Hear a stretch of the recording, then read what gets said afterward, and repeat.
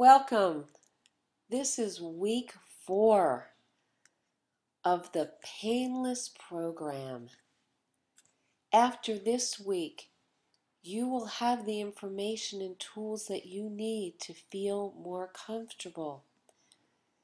And you also have references and resources so that you can continue to learn more and more about all of the techniques that were helpful to you. So this week we'll be looking at mindfulness meditation. What is mindfulness? What is meditation? How mindfulness meditation can help you. Balance and pacing. We'll be reviewing some of what you've learned, talking about additional help for the future, and doing our wrap-up.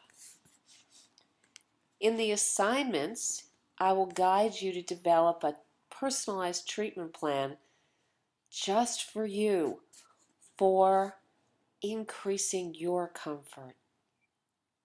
I'm going to encourage you to continue to explore with movement, physical, and medical interventions that could be helpful for you. You'll be guided in a mindfulness meditation and in a creative response meditation. So, as always, you are welcome to sit and view this PowerPoint at the same time you are listening, or you can just listen in. And the third choice, of course, is for you to look at the handouts that you can look at on the computer or you may have already printed out. Whatever works best for you.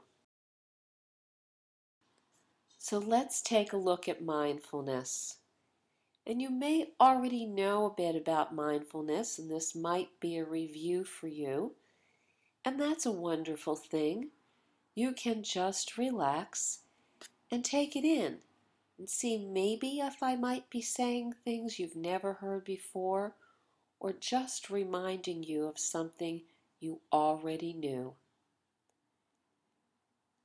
Mindfulness allows you more choice. And isn't that a wonderful thing? It is a way of paying light or soft attention to your thoughts or your body. Not judging, not analyzing, not being hypervigilant, just paying a bit of attention, enough attention to notice. Mindfulness can help you slow down your reaction so that you can respond. And we've been talking quite a bit about how reactions can tense up your body and increase discomfort, or choosing a response can increase your comfort. So with mindfulness, you have an opportunity to be aware of what it is that's happening. Notice and observe. And you're not necessarily going to change anything. As a matter of fact, you don't have to change anything. During a mindfulness meditation, you can just sit and be aware. So you heard me mention meditation. And for some people, meditation brings up wonderful images. And for others, it sounds like something they're going to have to sit for hours and do, or they're going to need to join some cult or go be on some mountaintop or join in with weird people or have a guru or something. And certainly having a teacher or sitting on a mountaintop or wearing wonderfully flowing, relaxing clothes is wonderful for some, but you don't need to do any of that in order to meditate. As a matter of fact, you don't even need to be sitting still for a long period of time.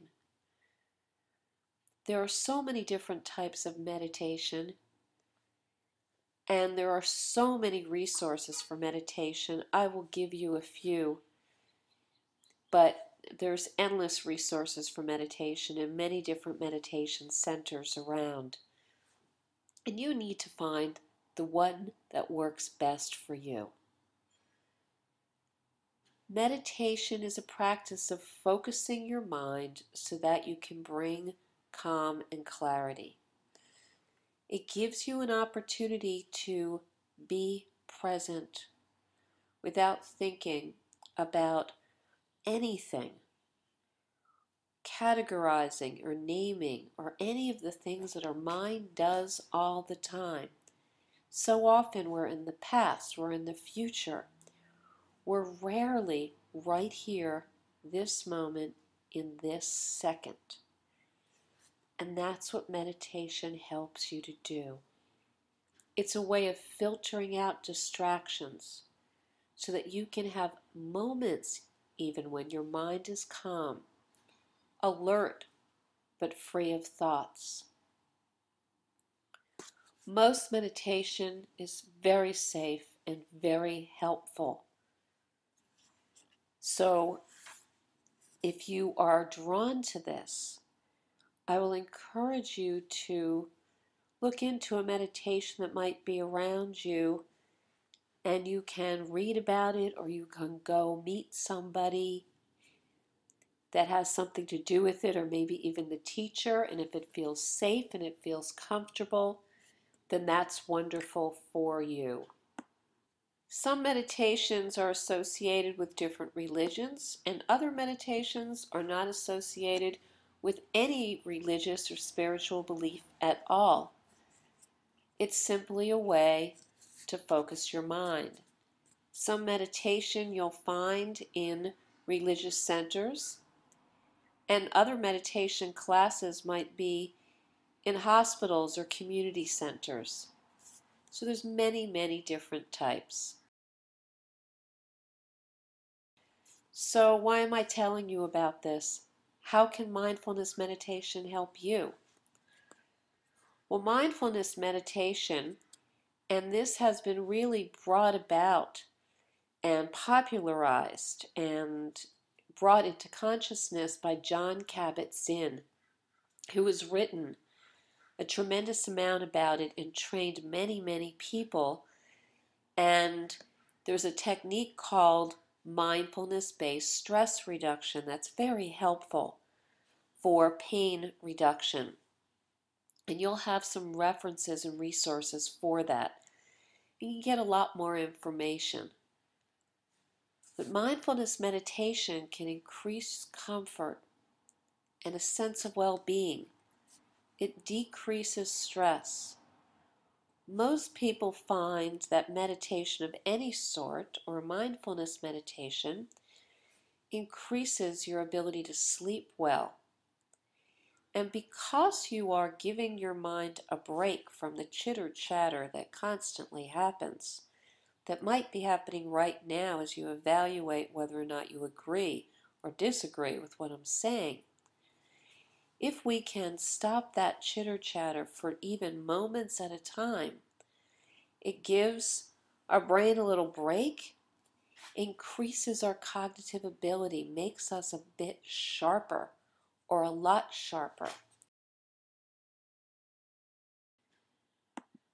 So, now you've learned a bit about mindfulness meditation, and you will have that as part of your assignments, some guided meditation.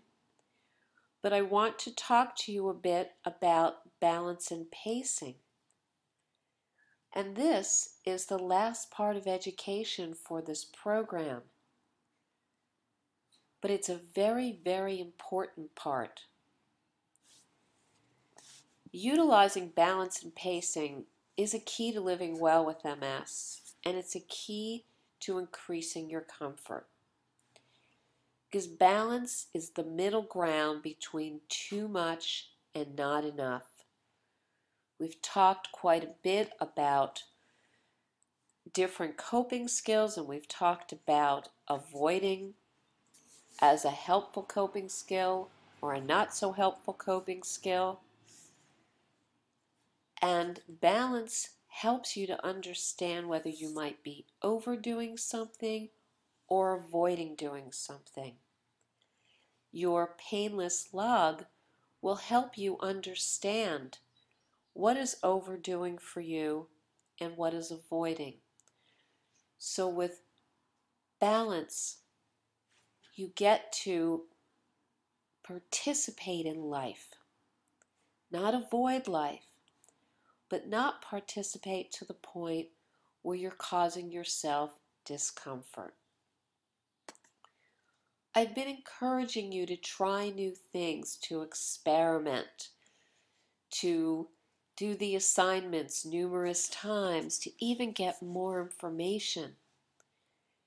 And sometimes when you're uncomfortable, you so much want to feel more comfortable that you could try too hard, work too hard at it.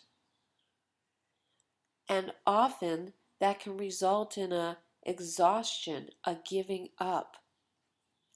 It's almost like the fight response and the freeze response. So tenacity is really important. The people that do best in living well with MS and the people that do best with pain mitigation, which means lowering the pain, increasing your comfort. The people that do best are hard-headed and tenacious, will not give up. But it's important to know when to softly move ahead and when to charge ahead. So see if you can begin to understand the difference between trying too hard and not trying. You can learn that with this program. How are you approaching this program? Have you been doing everything you can and working hard to the point where this program has felt like pressure for you?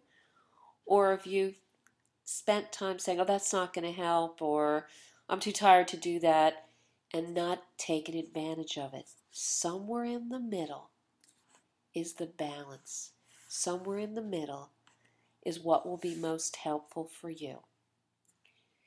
Pacing has to do with understanding your body, your energy level, your pain buttons.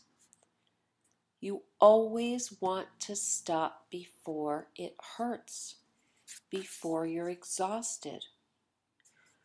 But if it hurts a lot of the time, you have to know what's that discomfort, the signal pain, if you remember, the discomfort that tells you it's too much, and what's your level of discomfort.